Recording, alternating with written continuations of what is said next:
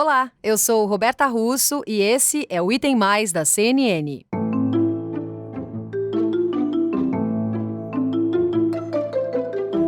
É importante lembrar também que a Polícia Militar do Distrito Federal ainda não deu explicações de como foi furado o cordão de isolamento que havia na Praça dos Três Poderes de madrugada. A determinação era de que caminhões, ônibus não iriam passar, mas houve uma pressão grande dos manifestantes que chegavam de madrugada, que chegavam ainda no dia 6 de setembro, na noite do dia 6 de setembro, e a Polícia Militar deixou romper os cordões de isolamento. E depois dos atos de 7 de setembro, o presidente do Senado, Rodrigo Pacheco, anuncia o cancelamento das sessões remotas e comissões previstas para essa semana. A expectativa é grande hoje em torno da abertura da sessão plenária do Supremo Tribunal Federal.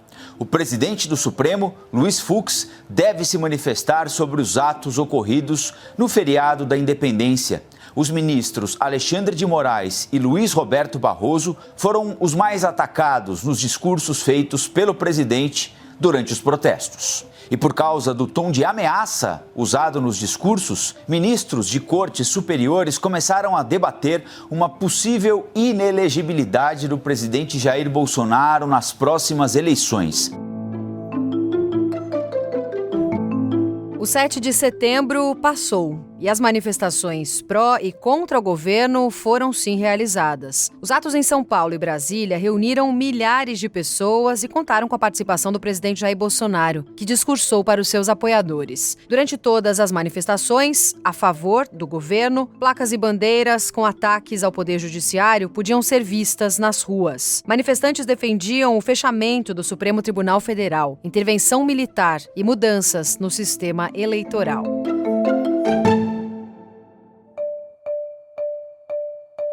E agora, após 2 dias de intensas reações aos atos do 7 de setembro, vale uma pausa para a gente tentar entender e interpretar as consequências e os possíveis cenários desencadeados por essas manifestações. Para isso, nesse primeiro bloco, vou conversar com o repórter Nolan Hubertus, que tem acompanhado tudo de pertinho em Brasília. Oi, Nolan, prazer falar contigo. Muito prazer, Roberto, falar com você. A gente sempre fala pela televisão, né? Agora pelo podcast, tem mais tempo para falar, gostou?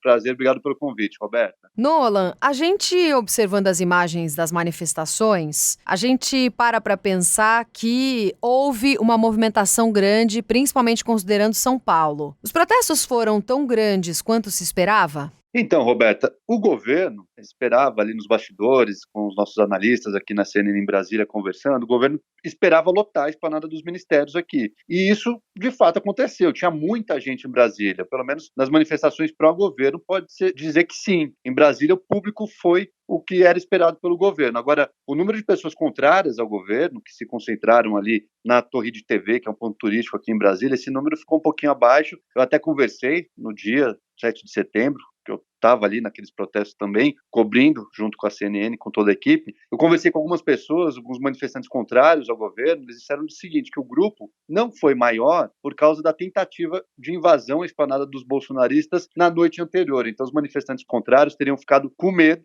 de que houvesse um confronto. Por parte dos bolsonaristas, a manifestação começou a ganhar corpo bem cedinho, por volta das 8h30 da manhã, depois por volta das 10h30 da manhã o presidente desfilou, depois ele discursou, e no momento do discurso foi o ápice ali, uma esplanada bem cheia, bem lotada. Foi isso que a gente viu, Roberta. A expectativa, então, anterior era de uma esplanada bem cheia e tinha muita gente mesmo. Agora, a gente não falou de número, né? O próprio governo não divulgou quantas pessoas estaria esperando. Então, a gente não pode dizer exatamente se foi ou não o que o governo esperava. Agora que lotou, pelo menos aqui em Brasília, lotou, viu, Roberta? E qual que foi o clima que você sentiu durante as ruas por aí, durante os atos? Roberta, eu tive a oportunidade de acompanhar um pouco de cada manifestação. Primeiro, a pró-governo, né? Ainda muito cedo, por volta das 7 horas da manhã. O que eu pude sentir foi o seguinte, foi um clima familiar, pessoas ali confiantes, né? Um ou outro manifestante ali apenas um pouco mais agressivo, contra a imprensa, principalmente também, né? Eu mesmo fui xingado algumas vezes, só que por poucas pessoas, assim, a grande maioria apareceu bem pacífica, tá? Exceto pelos gritos de ordem, né? Contra os desafetos do governo, principalmente depois do discurso do presidente da República, que pediu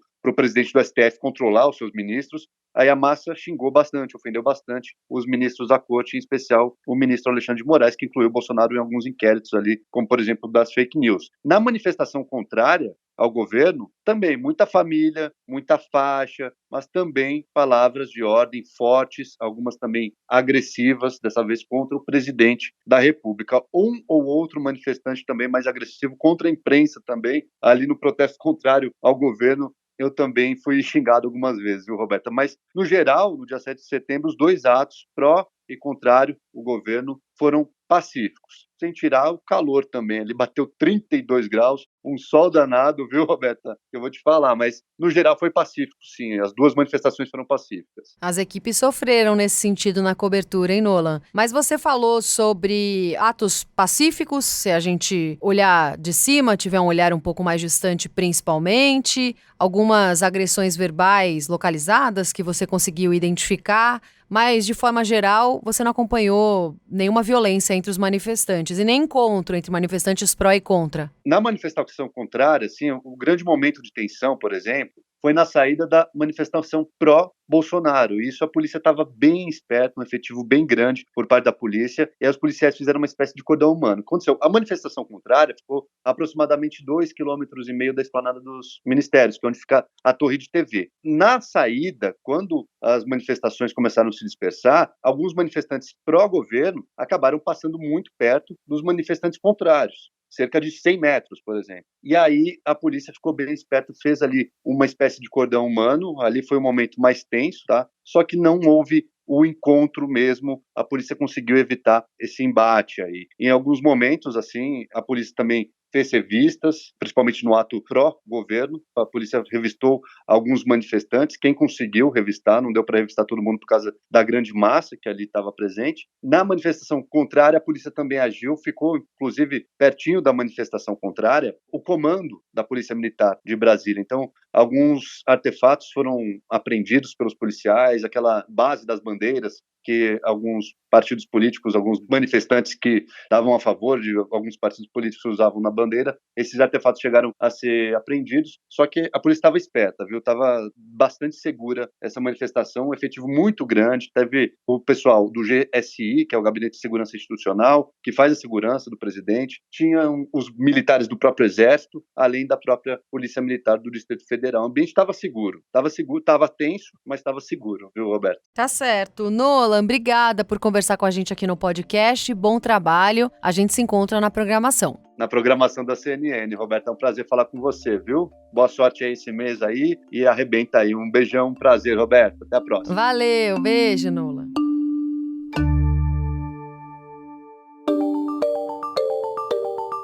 E depois de muita tensão, com ameaças de invasão a ministérios e a área próxima ao Supremo Tribunal Federal durante as manifestações, uma dúvida que fica no ar é o seguinte: o que vai acontecer a partir de agora? O Poder Judiciário, especificamente, vamos começar por ali, buscam uma saída jurídica, mas essa saída jurídica, evidentemente, seria a inelegibilidade do Bolsonaro em 2022, ou a cassação da chapa, com a possibilidade de um desmembramento da chapa. A gente sabe que tem ações de cassação de chapa tramitando no Tribunal Superior Eleitoral. Está se debatendo isso. Já estava se debatendo? Já estava. Só que agora busca-se acelerar isso. Só que tem um entrave político aí, porque o Judiciário não quer fazer isso sozinho, não quer fazer isso sem o aval da política, sem o aval do Congresso. E aí que tem um ajuste, porque a mesma situação, como a Bárbara trouxe, também vem sendo debatida no Congresso, uma saída política, um impeachment. Mas eu sinto que tanto no Judiciário quanto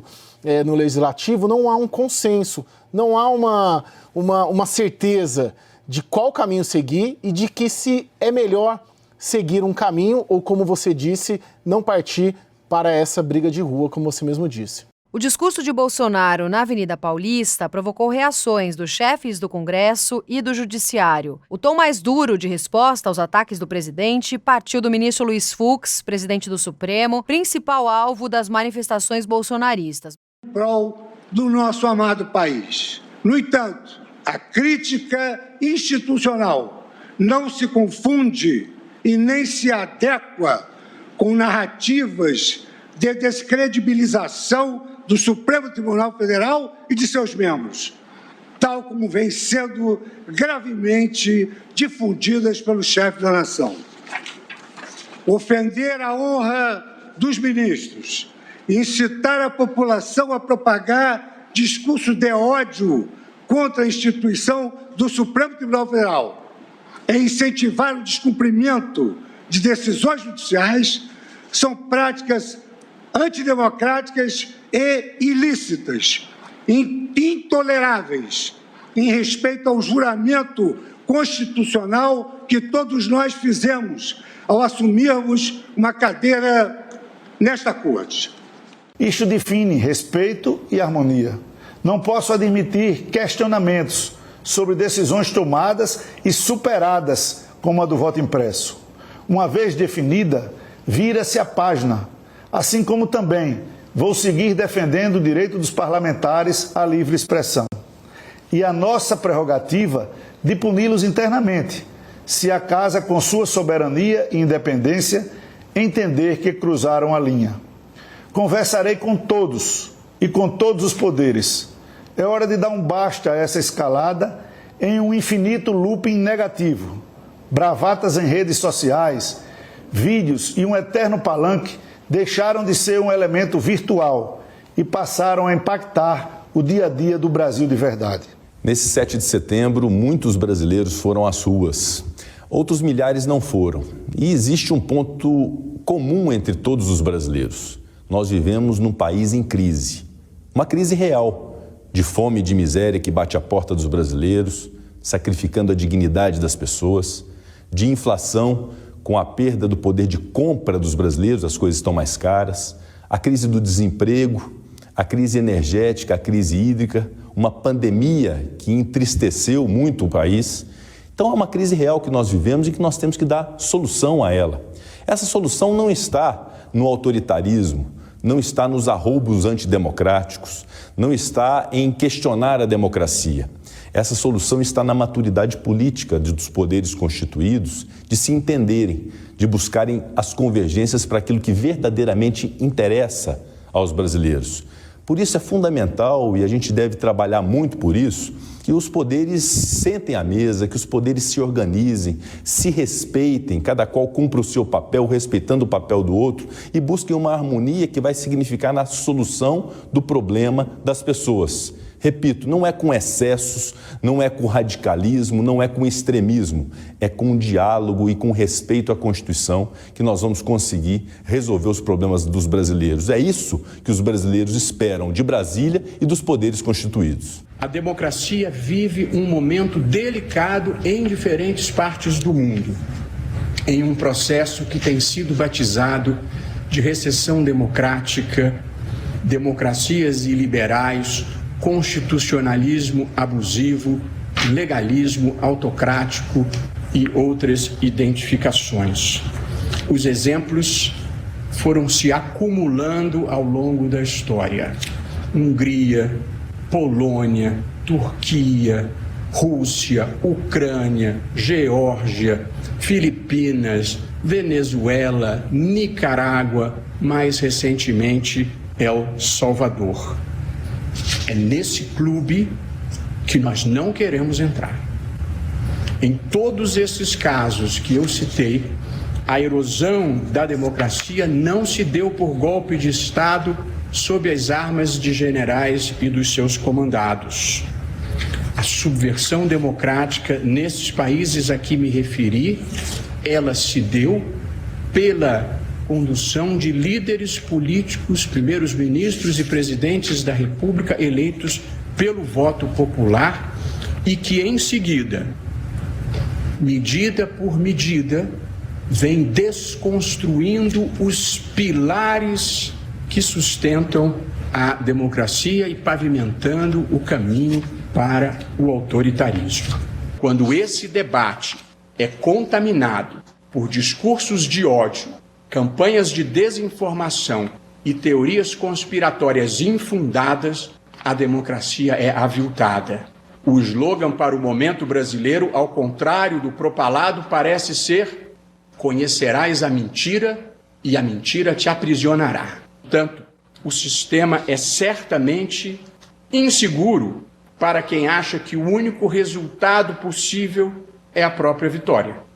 Como já disse antes, para maus perdedores não há remédio na farmacologia jurídica. Declaração à nação, no qual o presidente afirma formalmente, atenção, o presidente afirma formalmente que não tem intenção de agredir quaisquer dos poderes. Atenção, é importantíssimo, vem para cá, a gente vai ler juntos. O presidente Jair Messias Bolsonaro, em nota oficial da Presidência da República, declara o seguinte: no instante em que o país se encontra dividido entre instituições, é meu dever, como presidente da República, vir a público para dizer: nunca tive nenhuma intenção de agredir quaisquer dos poderes. A harmonia entre eles não é vontade minha, mas determinação constitucional que todos, sem exceção, devem respeitar.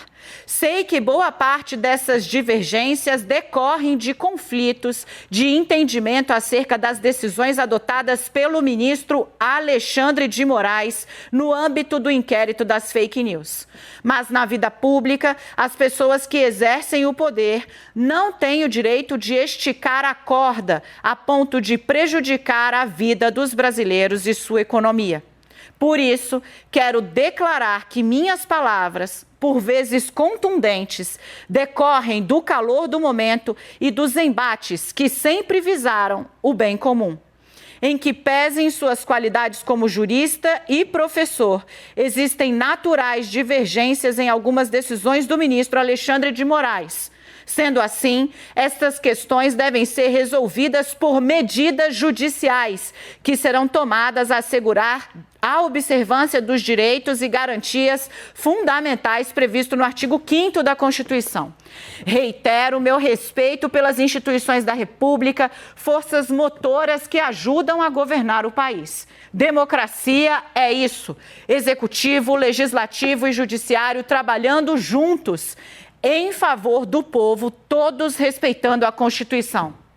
Sempre estive disposto a manter o diálogo permanente com os demais poderes pela manutenção da harmonia e independência entre eles. Finalmente, quero registrar e agradecer o extraordinário apoio do povo brasileiro, com quem me alinho meus princípios, valores e conduzo os destinos do nosso Brasil. Deus, pátria, família. Jair Bolsonaro.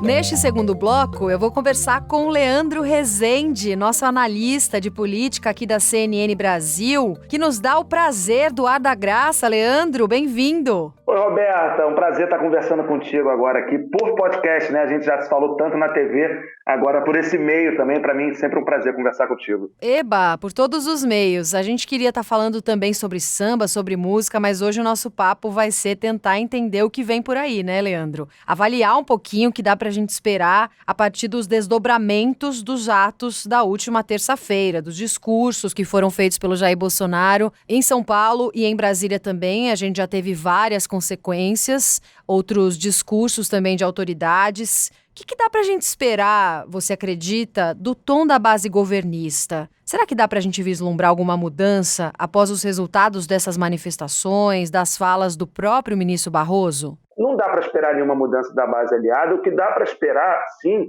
é até o Fernando Abrúcio, o cientista político, nos concedeu uma entrevista aqui na CNN, na TV, né, recentemente, em que ele fala, alerta para o risco do presidente Jair Bolsonaro perder o controle dessa base aliada. Qual o argumento do Fernando Abrúcio? Olha, o presidente abriu ali uma caixa de Pandora com seus discursos autoritários, golpistas e violentos, colocou uma massa de gente na rua que não necessariamente vai seguir as determinações do presidente e podem radicalizar ainda mais, Roberta. Leandro, qual que é a repercussão internacional, você acredita, das manifestações de 7 de setembro? Porque na programação a gente vem mostrando bastante, vários jornais falando sobre os discursos do presidente, tudo que está acontecendo aqui no nosso país. Até que ponto isso pode influenciar o cenário aqui dentro? Olha, Roberta, principal repercussão internacional que a gente teve do 7 de setembro, na verdade, ela aconteceu até antes, né, quando a Embaixada dos Estados Unidos no Brasil alertou para o risco de violência nessas manifestações. Então, foi uma manifestação oficial, se trata do país que é a maior potência militar do planeta, a maior economia do mundo, falando que as manifestações que foram convocadas pelo presidente Jair Bolsonaro tiveram nele seu principal coordenador, seu principal agitador, traziam risco para a integridade dos cidadãos estadunidenses aqui no Brasil. Então, essa já é a principal repercussão internacional dessas manifestações. O que a gente viu na imprensa internacional foi um alerta de que o presidente está, ao mesmo tempo, tentando dar uma demonstração de força, faltando um ano para as eleições, e de fato está mesmo, né? O presidente está em ritmo de campanha acelerado já há algum tempo. 7 de setembro consolidou toda essa expectativa eleitoral do presidente, que só pensa ali praticamente em se reeleger em 2022, ao mesmo tempo em que a imprensa internacional também chamou a atenção para o caráter golpista, autoritário das faixas, cartazes e discursos que foram às ruas ali no 7 de setembro, pedindo destituição dos ministros da Suprema Corte, algumas faixas pedindo intervenção militar, enfim, uma retórica bastante agressiva. Com o impacto disso politicamente para a imagem do Brasil, claro, é muito ruim, impacta sobretudo na economia, né? Escuto muito nossos colegas aqui, analistas de economia, falando sobre isso, Fernando Nakagawa, a Priscila Yazbek, nossos companheiros aqui na CNN Brasil, têm tratado desse receio que investidores internacionais têm ao olhar para o Brasil e ver que não há estabilidade aqui na nossa República. Enquanto a gente está discutindo impeachments de ministros da Suprema Corte, voto impresso, o mundo desenvolvido, que é onde o Brasil deveria estar, pelo tamanho que tem, pelo tamanho da economia que tem, o mundo desenvolvido está discutindo a Covid, que ainda é uma grande preocupação, são temas nacionais lá fora, está discutindo mudanças climáticas, energias renováveis. O Brasil parece restrito aí a esse debate político perigoso, né? E um debate eterno sobre a estabilidade da nossa democracia, o que certamente afeta muito a nossa imagem lá fora. Agora, depois dos discursos do presidente Jair Bolsonaro, Leandro, a gente viu uma articulação de vários partidos em relação ao posicionamento a favor do que seria o impeachment do presidente Jair Bolsonaro. Inclusive, esses partidos têm falado numa frente ampla. O que a gente tem até agora? O que dá pra gente fazer de um resumo da semana nesse posicionamento entre os partidos? Leandro, esse pedido sai? Claro que o presidente Jair Bolsonaro conseguiu, com o 7 de setembro, colocar na agenda uma palavra que estava circulando ali ainda nas nuvens de Brasília, mas não estava na mesa, né? Agora está na mesa a discussão sobre o impeachment. A gente tem previsto para o próximo final de semana uma manifestação do movimento Brasil Livre, que vai ser encampada até por partidos de centro e de centro-esquerda, para pedir a saída do presidente Jair Bolsonaro. O Movimento Brasil Livre, um movimento que nasce na direita e que foi fundamental para o impeachment da ex-presidente Dilma Rousseff ali em 2015, né, começaram as manifestações, o impeachment aconteceu em 2016. Então, a gente tem esse caldo na sociedade civil, o MBL se misturou muito com a política, mas ainda tem uma representação na sociedade civil, e a gente tem a política se mexendo, discutindo, olhando o cenário. A gente tem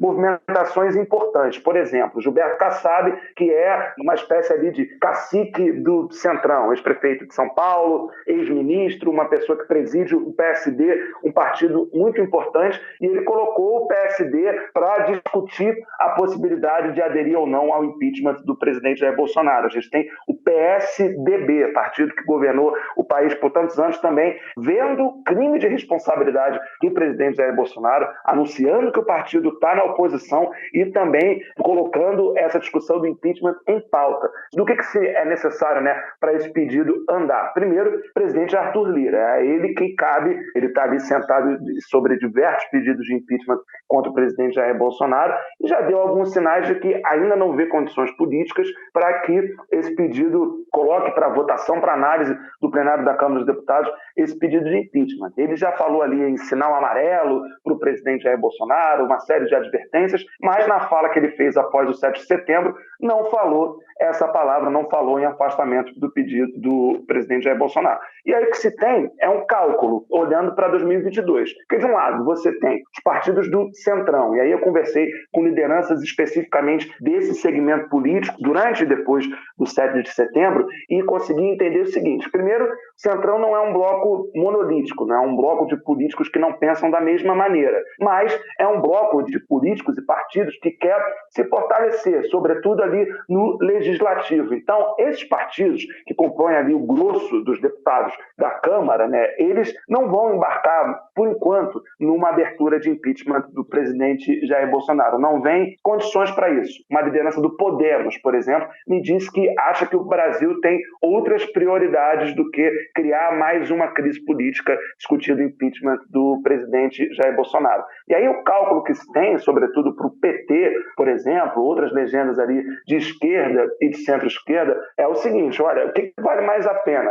Chegar com o presidente Jair Bolsonaro cada vez mais enfraquecido nas eleições de 2022 ou insistir pelo impeachment, tentar tirá-lo do poder agora e correr o risco aí de assumir o vice-presidente Hamilton Mourão e este se cacifar como um candidato mais competitivo para as eleições de 2022. O fato é que o tema está na mesa, não estava na mesa, agora ele está sendo discutido pelos partidos. O discurso do presidente Jair Bolsonaro foi tão grave que colocou ali, fez a necessidade, né, dos partidos sentarem, conversarem e analisarem a sério a possibilidade de abertura desse processo contra o presidente da República, Roberto. Mas, Leandro, pensando no futuro, pensando no que vem por aí nas próximas semanas, eu queria te ouvir sobre qual é o tamanho do isolamento do presidente. Ele aumenta muito depois das manifestações? Do mundo político, né, o presidente Jair Bolsonaro tem um esteio ali, tem uma pessoa que o sustenta politicamente, que é o presidente da Câmara dos Deputados, Arthur Lira. Isso não é segredo para ninguém. Ele colocou uma pessoa do partido do presidente Arthur Lira no seu governo, o ministro da Casa Civil, Ciro Nogueira. Então, o presidente Jair Bolsonaro está muito ainda vinculado ao Centrão e aquela base ideológica forte que ele tem, e aí que essa se espalha ali por alguns partidos, até o próprio PSDB, que agora foi para a oposição, mas tem gente ainda no PSL, que é ali fileira cerrada com o presidente Jair Bolsonaro e outros partidos também. Então, o presidente tem essa sustentação política. O que eu escuto da base aliada, dos deputados da base aliada, é de que o presidente continua com ampla maioria dentro da Câmara dos Deputados, do Congresso Nacional, de uma forma geral, só que esse jogo pode mudar muito. O Centrão não pensa ideologicamente, o Centrão pensa para si. Então, o Centrão já apoiou o ex-presidente Lula, já apoiou o ex-presidente Dilma, caminhou junto com o ex-presidente Temer, está agora com o presidente Jair Bolsonaro, essa maré pode mudar. O isolamento que o presidente Jair Bolsonaro enfrenta, ao meu ver, é de um ponto de vista institucional. É claro que ele conta ali com uma certa, na visão de vários analistas, uma relação boa com Augusto Aras, procurador-geral da República, que para muitas pessoas se omitiu diversas vezes em denunciar supostos delitos cometidos pelo presidente durante o seu mandato. Mas o presidente não goza ali de uma boa relação, nenhuma relação, para falar a verdade, com o judiciário, por exemplo. É alvo de diversas investigações, investigação por prevaricação, suspeita de prevaricação na compra da vacina Covaxin, foi arrolado ali como investigado no inquérito das fake news, tem os filhos envolvidos em investigações aqui no Rio de Janeiro, no Ministério Público, por suspeita de rachadinha, está se descolando um pouco do empresariado. A gente viu na semana passada notas de bancos, de investidores, de empresários também tentando se desvincular do bolsonarismo. Então, é progressivo esse isolamento do presidente da República, o que não afasta, e também não podemos fechar os olhos para o fato de que o presidente possui ainda uma grande capacidade de mobilização popular. Se as manifestações de 7 de setembro não foram tão grandes como se esperava, o fato é que se colocou muita gente na rua. Então, o que a gente precisa agora avaliar é como que a classe política vai olhar, qual a conta que a classe política vai fazer, sobretudo no que diz respeito a um processo de afastamento do presidente. Porque mudar o presidente, sua história política mostra, desde que ele era deputado federal aqui pelo Rio de Janeiro, até os primeiros dias de mandato como presidente da República, o presidente Jair Bolsonaro pensa de uma forma e não muda essa forma de pensar. O que pode mudar é a forma que a política o enxerga. Leandro Rezende, hoje não teve samba, mas só para explicar, né? Porque eu e o Leandro Rezende, a gente ama falar sobre música, falar sobre samba, mas hoje não foi o caso. Mas quer chamar alguma música para encerrar? Me colocou numa enrascada, mas eu vou citar uma música aqui que é muito do momento brasileiro, uma música do Paulinho da Viola chamada Rumo dos Ventos, que toda hora rola uma história e é preciso estar atento. É bem o momento do país, Roberto, a gente precisa estar atento, que toda hora rola uma história mesmo, não tem jeito. Obrigada, Leandro, pela participação aqui no podcast. Sempre bom te ouvir, conversar com você. Valeu, Roberto, até mais tarde. Valeu. O Item Mais de hoje fica por aqui. Voltamos na segunda-feira. Espero você.